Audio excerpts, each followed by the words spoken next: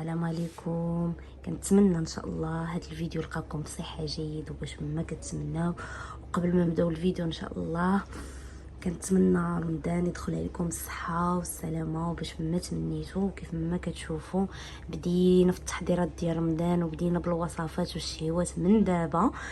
صراحه بديت كنقاد وكنبدا في التحضيرات اللي كنحيد الاساسيات بحال كديت بريوات بحشوه رائعه وخطيره خطيره خطيره خطيره بزاف وسهلين التحضير وكيجيو واعرين الولداد، وانا متاكده غادي يعجبوا كبار وصغار وكيف ما شفتوا ما طايبين ما والو، حيت هادو ان شاء الله رمضان يعني غادي نحطهم وغادي نقادهم في اكياس كيف ما غتشوفوا معايا، وغادي نحطهم في الكونجيلاتور.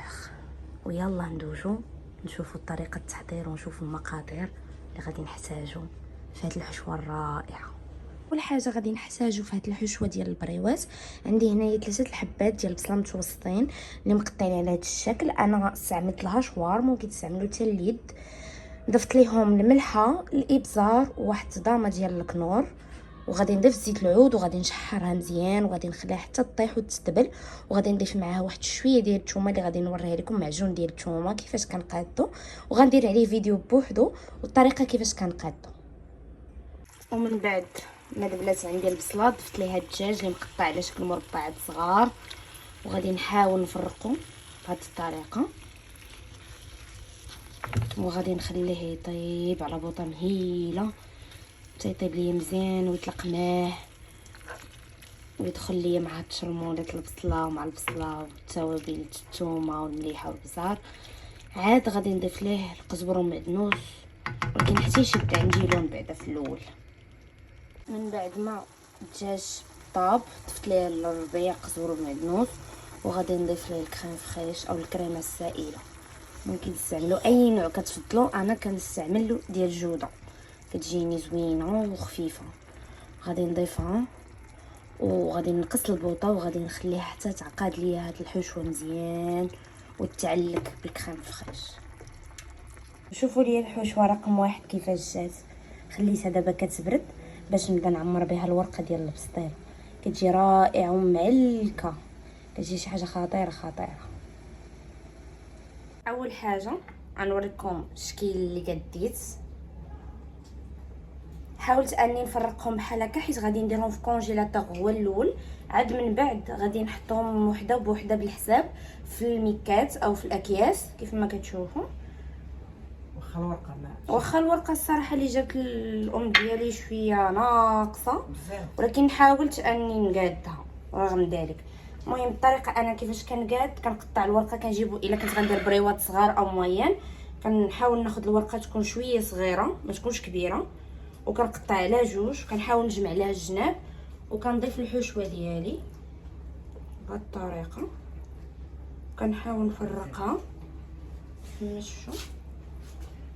بالنسبه للحشوه العبار ديال كل واحد وكيفاش بغاها، كنحاول نقاد من الجناب وكنبقى كنجمع، ومن هنا كنزيد شويه باش تكون عندي ديك التقنيته، نسرح وكنجمع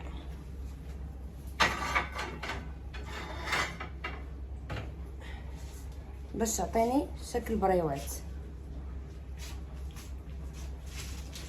وانا كنجمع كنحاول ندخل الشياطه في الداخل، وكاين اللي كيبغي يدير فيها الماء والدقيق او البيض.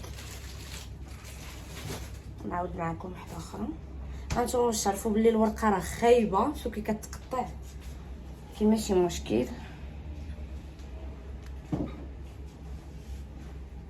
نعاودوا بنفس الطريقه، كتسرحي نص الورقه اللي عندك، كتحاولي تبسطيها وكديريها جوانب، كتجمعي بهذه الطريقه وكتحطي الحشوه ديالك.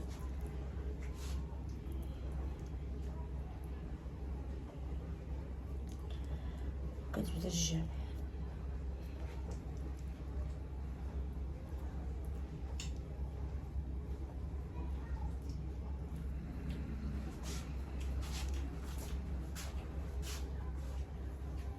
بهذه الطريقه وغادي نبقى هكا غادي غنكمل الكميه كامله اللي عندي. كيف ما كتشوفوا. وكيف ما كتشوفوا معايا هاني ساليت الكميه اللي عندي، وهذه هي الكميه اللي خرجت ليا الحشوه. كيف ما كتشوفوا راه كتجي رائعه رائعه رائعه. ودابا غادي نحطهم في الكونجيلاتور بهذه الطريقه باش تكونجلا ليا كل حبه بوحدها، باش نحاول نفرزهم في ميكات او في اكياس وما يكونوش عندي متلاصقين، باش الا بغيت نجبدهم نقدر نجبد حبه وحده جوج حبات على حسب العدد الافراد العائله وعلى حسب شحال من حبه بغيت. كيف ما كتشوفوا وكنتمنى ان شاء الله هذا الفيديو يكون خفيف ظريف على قلوبكم. وما تنساوش تدعموني ولي كومونتير اللي كنقراهم كاملين واحد بواحد. وما تنساوش لي جيم ولي زابوني وتبارطاجيو هذا الفيديو مع الحباب والصحاب، هما الناس اللي غيحتاجوا بحال هاد النوع د الوصفات. ونهاركم مبروك وعواشر مبارك.